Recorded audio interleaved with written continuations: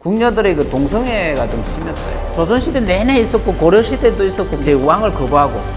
그런데 이게 쉬운 일이 아니잖아요. 궁녀들의 그 동성애가 좀 심했어요. 대식이라고 그러는 건데요. 대식의 그 원래 어원이 어디서 왔냐면은 궁녀들이 집안에 자기 식구나 또는 아는 사람을 끌어들여 가지고 같이 식사를 하는 행위를 원래 대식이라고 그래요. 마주보고 밥을 먹는다는 뜻이에요, 원래 이게. 그랬는데 이것이 이제 변해가지고 이 대식이 말하자면은 뭐 여성이라든지 뭐 외부의 세력을 사람들을 끌어들여가지고 같이 자고 이러다 보니까 요것이 결국 동성애를 의미하는 단어로 변질됐죠. 그래서 이제 대식이라고 그러고 여기 식이라는 것도 이제 먹는다는 뜻이 관계를 갖는다는 뜻으로 변하는 거죠. 그래서 대식이라고 이렇게 합니다. 사실 이 궁녀는 근본적으로 뭡니까? 임금만 취할 수 있는 여자죠. 그래서 이 궁녀는 임금이 아니고는 어떤 사람도 가까이 할 수가 없어요. 그래서 임금이 자기를 말하자면 택하지 않으면 궁녀는 평생 그냥 수천으로 살아야 되죠. 그렇기 때문에 이제 이게 궁녀가 궁궐에 들어와 가지고 한 십몇 년이 되면 소위 말해서 이제 어른이 되는 의식을 하죠. 그래서 성인식 같은 걸 해요. 근데 그것이 이제 관례라고 하는데 그 관례를 왜 하냐 하면은 이 사람들은 결혼을 못 하니까 결혼 대신에 관례식을 하고 남편 없는 혼인식을 하는 거죠. 임금은 참석하지 않고 자기만 이제 하는 이런 어떤 혼인식을 하는 거예요. 그게 이제 관례인데 이 관례를 해가지고 뭐 마냥 기다리는 게 누군가요? 임금이죠. 언제 임금이 날 봐줄 거냐 이 말이에요. 그래서 그런 여인들이 어느 정도 됐느냐? 일반적으로 평균 궁녀의 숫자는 700명 정도 됐고요. 그것이 보면 상궁과 그다음에 나인, 그다음에 비자까지 다 포함한 숫자입니다. 그러니까 비자를 빼고 나면은 실질적인 그 궁녀의 숫자는 한 400명 정도밖에 안 되는 거죠. 그 중에 이제 상궁을 빼고 나면은 한 300명 정도가 나인인 것이죠.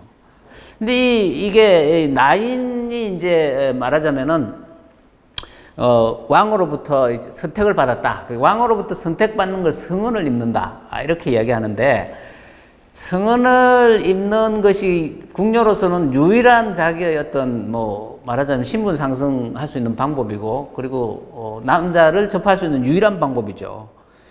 그런데 이게 쉬운 일이 아니잖아요. 성은을 입는 일이. 성은을 입지 않으면 평생 혼자 살다 보니까 이제 이게 왕만 바라보고 봐야 되는데 때로는 어떤 궁녀 중에는 이제 왕을 거부하고 왕이 아닌 이제 다른 남자를 받아들이는 경우가 생기죠. 환관하고 문제가 발생해 가지고 환관하고 연애를 하다가 들켜 가지고 뭐 사형당한 케이스도 있고요. 궁녀 중에는 그 아이를 잉태했는데 나중에 보니까 그 아이가 누구의 아이냐 알고 보니까는 이제 친정 나들이를 갔는데 친정 행보하고 관계를 한 거예요. 원래 조선시대 때는 간통을 하게 되면은 이게 되게 유배행위예요. 그런데 이걸 유배행위 하지 않고 차명을 시키죠. 궁녀의 신분으로서 그랬다 이 말이죠.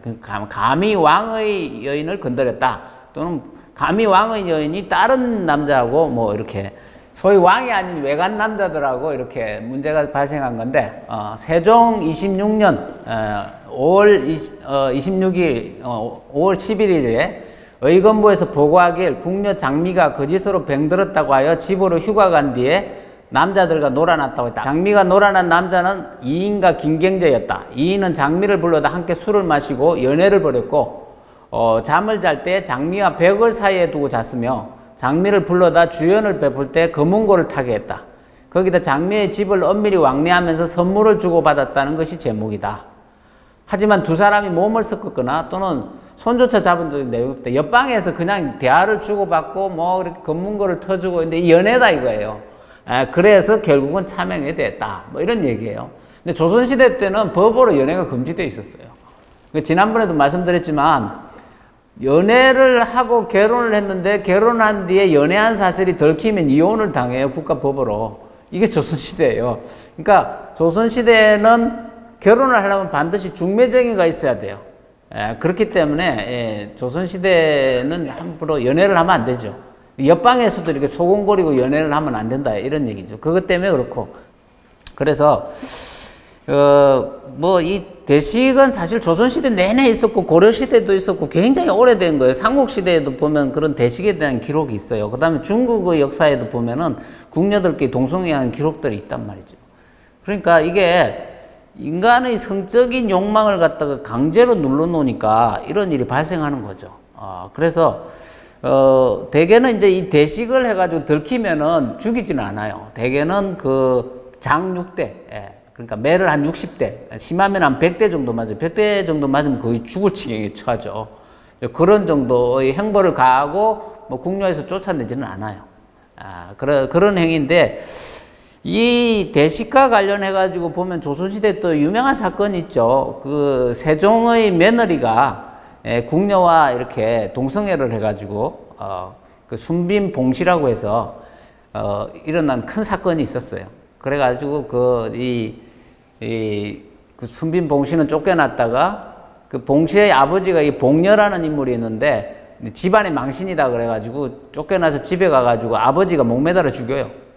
이제 그 뒷얘기는 사람들이 잘 모르는데요. 그 봉녀라는 그 아버지가 이 봉시를 갖다가 목매달아 죽이고 자기도 목매달아 자살해요. 그런 어떤 아주 비참한 사건이 있었죠. 근데 그 사건의 뒷면을 가만히 보면은 이제 이게 봉시가 그 동성애를 하기 전에 주로 문종한테 굉장히 이렇게 그 당시에 이제 세자향이죠. 뭐 이렇게 사랑을 뭐 애정을 막 구애를 하고 이랬는데 그걸 더 안 들어주니까 이제 궁녀들 사이에 이런 대식 행위가 벌어지고 있다는 걸 알고 그런 궁녀를 하나 골라가지고 이제 그걸 찍어가지고 그 애한테 이제 그걸 강제하게 되다가 들키는 그런 사건인데 그걸 고자질한 사람도 그 문종이었어요. 그 세종한테. 자기 아내를 결국 죽게 만든 거죠. 이 대식하고 관련해가지고 그 영조 시절에 조현명이라는 그 뭡니까 신하가 올린 상소문이 있어요. 이 상소를 한 읽어보면 이런 내용이 나옵니다. 통탄합니다. 예전부터 궁인들이 혹 족속이라 핑계하여 여염의 어린 나이를 검중에 재우고 혹 대식을 핑계하여 요사한 여중이나 천한 가부와 안팎에서 교통합니다. 그 대식을 핑계하여라고 돼 있죠. 같이 식사를 한다는 것을 핑계하여 이런 뜻이에요. 이것은 다 요소한 자에게서 인연하고 간사한 자에게서 시작되는 것입니다. 상가 바라건대 전하께서 그 출입의 방지를 준엄하게 하여 그 왕래를 끊으소서 뭐 이렇게 해가지고 못하게 하는 이런 거죠. 그래서 원래 대식이라는 게 뭐 사람 불러다가 식사하는 거였는데 이게 심하게 돼가지고 심지어는 궁궐 안에서 궁녀들끼리만 그렇게 하는 것이 아니라 여성을 불러 들어가지고 동성애를 했다. 뭐 이런 지금 얘기를 하고 있는 거예요. 그런데 이런 어떤 그 궁녀들의 생활을 보면 되게 동성애가 생길 가능성이 굉장히 높을 수밖에 없어요. 왜 그러냐면 되게 나인이 되면은 2명씩 짝을 지어가지고 이제 한 방을 쓰게 되니까 둘이 그냥 그야말로 부부처럼 지내게 돼요. 그러다 보니까는 이제 이런 어떤 상황이 벌어지는, 사태가 벌어지는 것이죠. 이제 이 동성애를 즐기는 이런 그 궁녀들을 소위 맷돌 부부라 그래요. 말하자면 맷돌을 갈듯이 이제 여성들끼리 이제 그런 어떤 행위를 하니까 그것이 맷돌의 원리하고 비슷하다 이런 거죠.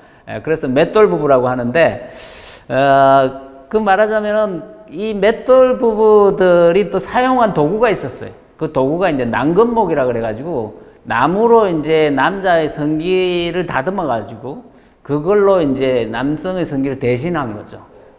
상궁들 방에서도 되게 많이 나왔어요. 이게 자위도구로 굉장히 많이 썼다라는 걸 알 수 있죠. 그만큼 조선시대의 궁녀들이 굉장히 그 성적으로 굉장히 억압되어서 살았다. 아마 이런 것들을 대변해주는 내용이 아닌가 싶습니다. 그 다음에 이제 궁녀들 중에 이제 왕의 어머니가 된 궁녀가 6명이 있어요. 저기 청와대 있는데 그쪽에 뒤쪽에 가보면은 칠궁이라고 있어요. 칠궁이 원래 이름은 육상궁인 건데, 한 명이 나중에 더해져가지고 칠궁이 됐는데요. 그 수빈박씨라고 그 순조의 생모죠. 정조의 후궁이에요. 이 사람은 그 궁녀 출신이 아니에요. 그 나머지 6명은 이제 궁녀 출신인데, 궁녀 출신으로 성언을 입어가지고 후궁이 되었을 뿐만 아니라 왕을 생산했다. 이래가지고 따로 이렇게 이 묘당을 만들어가지고 따로 사당을 만들어가지고 둔 것이 바로 이 육상궁이에요. 이 칠궁 중에 그래도 가장 유명한 사람이 바로 우리가 그 장희빈이라고 부르는 장옥정이죠. 근데 이 6명 중에 이 궁녀 출신으로 왕비가 되었던 유일한 인물이죠. 그럼 우리가 장희빈이라 부르지만 사실은 왕비가 되었다가 사실은 강등돼 가지고 희빈이 된 거잖아요. 그러니까 그런 측면에서 보면 대단한 거죠. 그런데 이 장희빈 사건 이후에 이제 소위 말해서 후궁은 왕비가 될 수 없다는 법이 정해져요. 그 전에는 후궁이 왕비가 된 일이 많거든요. 사실 연산군의 어머니도 후궁이었다가 왕비가 됐잖아요. 그러니까 다른 후궁들이 저 왕비만 내쫓으면 내가 왕비가 될 수 있다. 그래가지고 엄청나게 싸웠던 거예요. 그것이 마지막이 바로 이게 희빈 장씨예요. 장희빈이죠.